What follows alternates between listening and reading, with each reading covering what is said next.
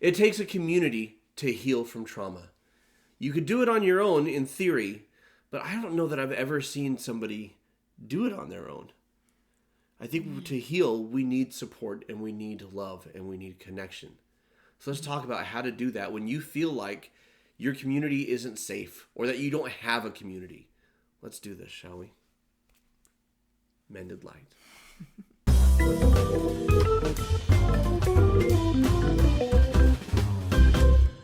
Okay, first, let's define trauma. Okay. What trauma is.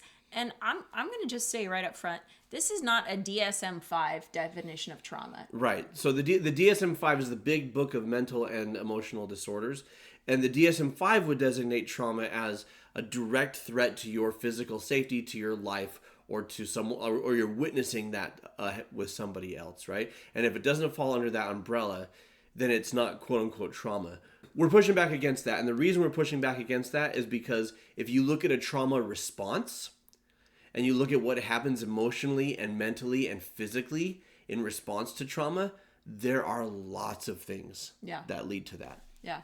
And so we're going to define trauma as something happened, you thought your world was safe, something happened, and you no longer felt safe. And you had a major paradigm shift about your world and the people in it. Or you may never have had a safe environment, so there was no paradigm shift. It was never safe. Yeah. You might have had a childhood that wasn't safe. Yeah. The parental or authority figures in your life might not have provided an environment of safety. Yeah, there never may have been a shift where you thought your world was safe and now you don't. It just never was. And the thing about it is when it comes to trauma, what effect does that have on us? Avoidance, right? Hypervigilance, anxiety, fear, responding to triggers with panic, waking flashbacks or vivid nightmares, or you're quite well aware of when and where you are, but emotionally it feels like you're back to where you were. And as we were saying, that's not just big macro traumas that everyone looks at that and says, that's traumatic. It can be micro traumas. Yeah. It could be a series of smaller things that build up over time and create the exact same response. Right. And so if you regularly had experiences in your growing up years where you felt rejected, unsafe, or unloved, those can be micro traumas. Yeah. And so how do we heal from that, right? And how does that tie into our need for community? And how can we build those communities? Well, the first step is safety. Before you can heal from trauma, first you have to feel safe. Physically, emotionally, mentally. Yeah. And you might be now in a safe place. And it's not uncommon to have had a life with a lot of challenges and you finally get to a good or healthy relationship or a stable place and you mentally, physically, or emotionally just start falling apart. And you're like, what the hell is wrong with me? I've dealt with all these things my entire life. I held it together and now I'm falling apart. Yeah. And it's because it's finally safe for you to do so and you need to heal. Yeah. So the first thing is to get to a safe place and surround yourself with safe people. And some of you are watching this right now saying, no can do. Would love nothing more, but I can't do that.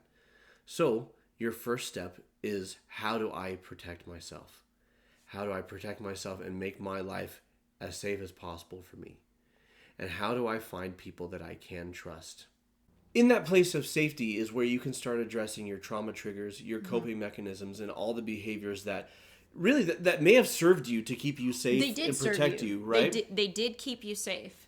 They did protect you. The example that I like to give is if I was in a home where vulnerability and expressing my emotions was punished, then I learned to keep my mouth shut and to guard who I am and what I want and what I feel, because it's not going to be welcome. And that served me and that kept me safe.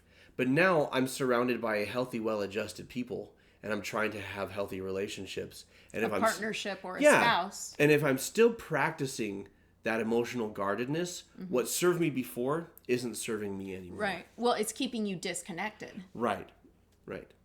Oh, right.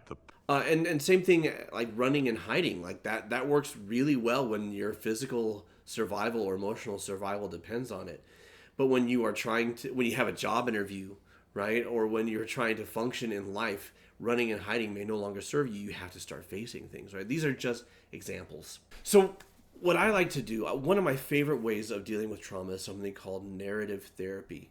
It's all about rewriting the story. But curiously, it's not about changing the facts of the story. Right. Because you can't change the facts. You can't change the facts. It's about changing what the story means. For example, in my case, I was bullied a lot as a child. And I value relationships, and I value people, and I value closeness. And so bullying, I think, is traumatic. You value peer relationship and acceptance. Like, that's literally like your oxygen. And bullying is hard on anybody. Right. But if you listen to like our childhoods, the way we were treated is pretty similar. Right. But for me, it was traumatic. You internalized it as how you're belonging in the world. Yeah. Or lack thereof. Or that I didn't belong and that I wasn't worthy of acceptance, right? And that came to how I saw myself, and my interactions with the world and other people were shaded and colored by all of that.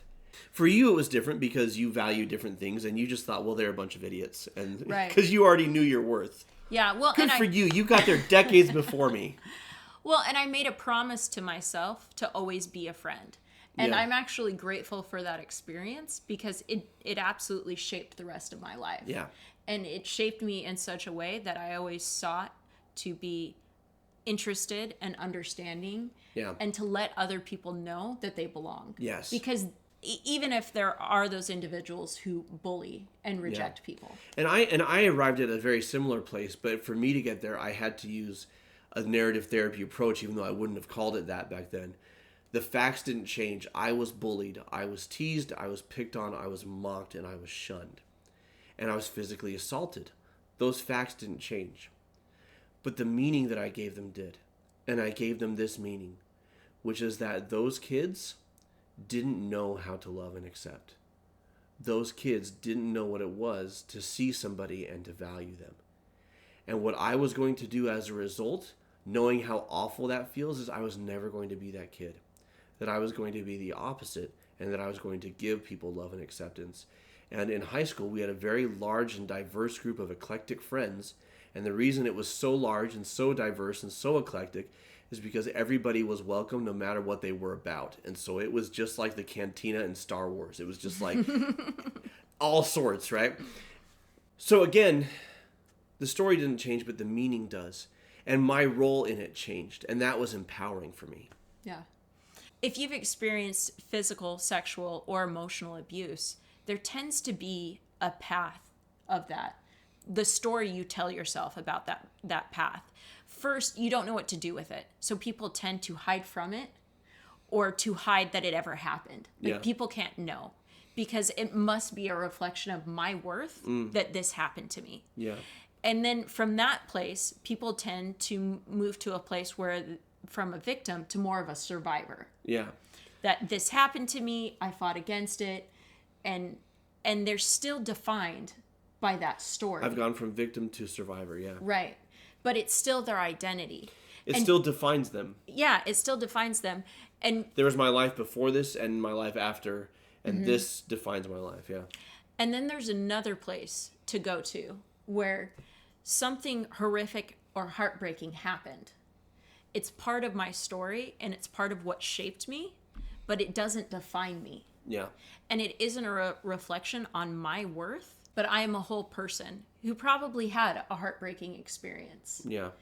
And it was a misuse of someone else's agency. Absolutely. You know who comes to mind? A lot of you are familiar with the story of Elizabeth Smart. Elizabeth Smart, in the early aughts, she's abducted, taken from her family, sexually abused and victimized, and then rescued. And it would be easy for that to be what defines her life, that she is a victim of kidnapping and sexual assault. But that's not where she stopped. And she took to the next step, which is I'm a survivor, which I think is very empowering. Right. But she didn't stop there. Then she became an advocate. It's a step on the journey of healing. It's a step on the journey of healing. But it's not the destination. And then she went from survivor to advocate, and she started to be a champion for other people who had gone through this sort of thing.